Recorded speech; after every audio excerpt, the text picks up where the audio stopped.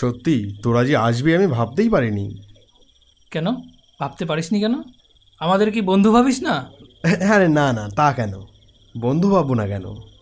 তাহলে কি করে ভাবলি নেমন্তন্ন করেছিস আর আমরা আসবো না? না না, ব্যাপারটা সেটা না।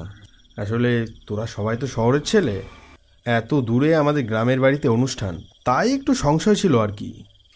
আরে ধুর, আর মনের দূরত্ব না থাকলে 1 ঘন্টা রাস্তাও 1 মিনিটের মনে হয়, বুঝলি হতভাগা? এই যা, লোডশেডিং হয়ে গেল। এই এখানের এক সমস্যা, কারেন্ট একবার গেলে আর সহজে আসতেই চায় না। উফ, এত গরমে এবার ঘরের ভেতর টেকাই তো মুশকিল হয়ে যাবে। এক কাজ করি চল, আমাদের গ্রামের নদীর পাড়টা ভীষণ ঠান্ডা, ওখানে গিয়ে একটু বসে থাকা যাক নাকি? হ্যাঁ, তা মন্দ হয় না, নদীর হাওয়া এই ভ্যাপসা গরমে ভালোই লাগবে। ঠিক আছে, চল তাহলে বেরোনো যাক।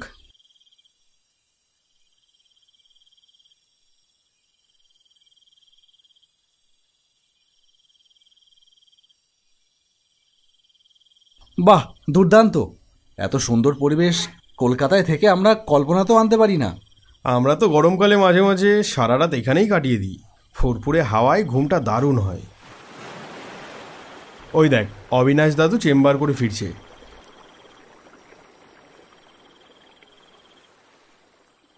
কি দাদু, চেম্বার হয়ে গেল? হ্যাঁ, এই তো হলো। তাই এরা কারা তোর সাথে? এরা আমার অফিসের বন্ধু, কলকাতা থেকে এসেছে আমাদের বাড়িতে। কারেন্ট অফ, তাই এখানে একটু বসে আছি। আচ্ছা, তা দেখিস আবার ঘুমিয়ে পড়িস না যেন, তাড়াতাড়ি বাড়ি ফিরে যাস। হ্যাঁ ঠিক আছে ঠিক আছে, একটু পরেই চলে যাব। উনি ডাক্তার নাকি? হ্যাঁ, ওই হোমিওপ্যাথিক। পাশের কলোনির বাজারে একটা ছোট চেম্বার আছে, টুকটাক ভালোই চলে শুনেছি। তুই যে বললি এখানে তোরা মাঝে মাঝে রাত কাটাস, তাহলে উনি তোকে একটু পরেই চলে যেতে বললো কেন? সে বলেছে তোদের জন্য, তোরা নতুন মানুষ তো তাই। নতুন মানুষ হলে কি প্রবলেম?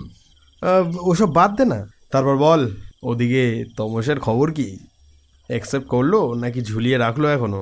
তুই আবার শুরু করলি? তোকে তো আগেও কতবার বলেছি তমসা অত সহজে পটবার মেয়ে না। এরপর নানান বিষয় নিয়ে গল্পগুজব শুরু হলো। গল্পে গল্পে রাত প্রায় 11টা বেজে গেল, তবুও আমাদের বাড়ি ফেরবার কথা মনে হলো না কারো। নদীর ফুরফুরে হাওয়া আমাদের ঘরে ফেরবার কথা ভুলিয়ে দিয়েছিল যেন।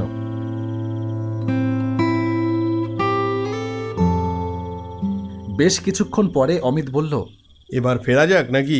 রাত তো অনেক হলো, বাড়িতে কিছু বলেও আসিনি, মোবাইলটা নিয়ে আসিনি তাই, তা না হলে এতক্ষণ 10 বার ফোন চলে আসতো। আচ্ছা, আজকের রাতটা এখানে কাটালেই হতো না? সমস্যা কি? তোরা তো রাত কাটাস এখানে মাঝে মাঝে, তাহলে আজকের রাতটাও থাক না। আমরা তো কলকাতায় ফিরে গিয়ে এরকম নদীর পাড়ে রাত কাটানোর সুযোগ আর কখনো নাও পেতে পারি। ঠিক আছে, তোরা যখন চাইছিস তখন থাক। এক কাজ কর, তোর ফোনটা দে। এই নে।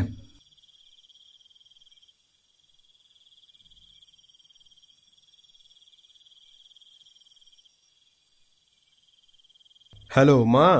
হ্যাঁ হ্যাঁ, বলছি আজকে আর বাড়ি ফিরবো না, আজকে নদীর পাড়েই থাকছি।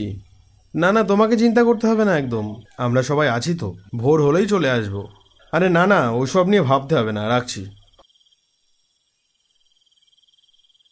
নে তাহলে, এবার যে যার মতন শুয়ে পড়ি, রাত তো অনেক হয়েছে, ঘুম পাচ্ছে ভালোই। একটু মশা কামড়াতে পারে, কিন্তু ওটা অ্যাডজাস্ট করে নিতে হবে। ঠিক আছে, কোনো ব্যাপার না, আর তেমন মশা কই। সবাই মিলে যে যার মতন শুয়ে পড়লাম। অল্প কিছুক্ষণের মধ্যেই সবাই ঘুমিয়ে পড়ল, কিন্তু আমার আর ঘুম আসে না। এরকম ঘুমহীন রাতে তমসার কথা মনে পড়ে খুব। 2 বছর হলো তমসার সাথে পরিচয়। অফিসের সহকর্মী থেকে সম্পর্কটা শুরু হয়েছিল, সেখান থেকে বন্ধুত্ব। বন্ধুত্বটাকে টেনে হেঁচড়ে কিছুতেই আমি প্রেমের পথে নামাতে পারছি না। মেয়েটার মধ্যে যেন কেমন একটা আকর্ষণ করবার ক্ষমতা আছে। শ্যামলা রঙের মেয়েটার কাজল কালো চোখের দিকে তাকালে মনে হয় এমন একজন জীবনে এলে আর কিচ্ছু লাগে না, এর জন্য সব কিছু ছাড়া যায়। সুমন, ধরফর করে লাফিয়ে উঠে বসলাম। তমসার গলা শুনলাম মনে হলো।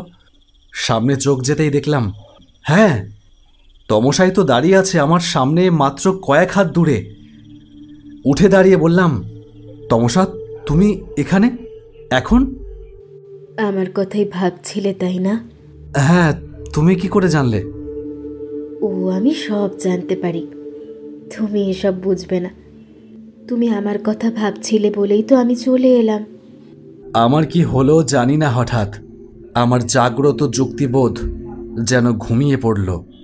এই মধ্যরাতে কলকাতা থেকে প্রায় 30 কিলোমিটার দূরের এক প্রত্যন্ত গ্রামে একা তমসা কি করতে আসবে, আর কেনই বা আসবে, সেই সব বোঝবার ক্ষমতা যেন আমার তখন লোপ পেয়েছে। আমার সাথে যাবে? যাব।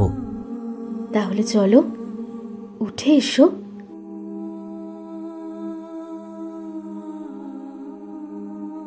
মন্ত্রমুগ্ধের মতন তমসার পেছন পেছন হাঁটা শুরু করলাম। রাতের অন্ধকারের ভেতর তমসা হেঁটে চলল, যেন এই পথঘাট সবই ওর চেনা। হাঁটতে হাঁটতে এবার তমসা একটা জঙ্গল মতো জায়গায় এসে দাঁড়ালো। ভালো করে আশেপাশে তাকিয়ে দেখলাম কিছু পোড়া কাঠ, ভাঙা হাড়ি, তার মধ্যেই হাঁ করে আছে একটা চিতা। শ্মশানে এসে পড়েছি। এইবার তমসা আমার দিকে ফিরে দাঁড়ালো। কে তমসা? আমার সামনে দাঁড়িয়ে আছে সে যে কি, তা ভাষায় বোঝানো যায় না। চোখ, নাক, মুখ সব কিছুর ভেতর থেকে ঠিকরে বেরোচ্ছে অমানসিক নারকীয়তা। কি হলো, ভয় পাচ্ছ না তো? না না, ভয় পাচ্ছি না। কেমন সুন্দর লাগছে তো? হ্যাঁ, ভীষণ সুন্দর লাগছে। তাহলে এসো, আমার কাছে এসো। দূরে দাঁড়িয়ে কেন? হ্যাঁ, আসছি, এই তো আসছি। তার দিকে এগিয়ে যাওয়ার জন্য পাটা বাড়িয়ে দিয়েছি। সেও আমাকে গ্রহণ করবার জন্য দুহাত বাড়িয়ে দিয়ে আছে।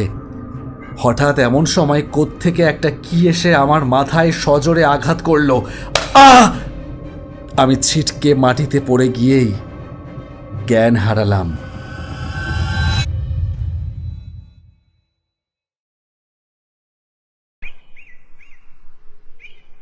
সকালবেলায় যখন জ্ঞান ফিরল, দেখলাম অমিতদের বিছানায় শুয়ে আছি। আশেপাশে সবাই ঘিরে আছে। সেই সাথে কাল রাতের সেই অবিনাশ দাদুও রয়েছে। আমি বিছানায় উঠে বসলাম। মাথাটা ব্যথা করছে ভালোই। অবিনাশ দাদু বলল, পাশের পাড়ায় আমার পেশেন্ট নরেনের বাড়ি। নরেনের হঠাৎ পেটে ব্যথা শুরু হয়ে গেল কাল অনেক রাতে। তাই নরেনের বউ আমাকে ফোন করে ডাকে। সেখানে যেতে গিয়ে দেখি তুমি একা একা হেঁটে যাচ্ছ ওই শ্মশানের দিকে। তাই বুঝেছিলাম যে তোমাকে ভুলোয় ধরেছে। তাই হাতের লাঠিটা তোমার মাথায় ছুঁড়ে মেরেছিলাম। তা না হলে আর রক্ষে ছিল না যে। ভুলো? হ্যাঁ, ভুলো। ভুলো হচ্ছে এক প্রজাতির ভূত। এ বড় সাংঘাতিক তার মায়া। ধরো তুমি একা একা গভীর রাতে কারো কথা ভাবছো, সেই সময় সেই এলাকায় যদি ভুলো ভূতের আনাগোনা থাকে, তাহলে যার কথা তুমি মনে মনে ভাবছিলে তাকে তুমি হঠাৎ তোমার সামনে দেখতে পাবে। হয়তো আসল মানুষটা আছে অনেক দূরের কোনো এক শহরে বা গ্রামে, কিন্তু তোমার মনে এই প্রশ্ন একবারও আসবে না যে এখন এখানে কি করে সে আসবে। এমনই ভুলোর মায়া। সে যা বলবে তুমি তাই করবে। তারপর সে তোমাকে তার শরীরে মিশিয়ে নেবে। তারপর তুমিও হয়ে যাবে ভুলো। এইভাবেই তারা দল ভারী করে।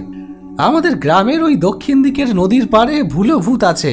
জায়গাটা ভালো না, তাই এদের ওই নদীর পাড়ে রাতের বেলা থাকতে বারণ করি।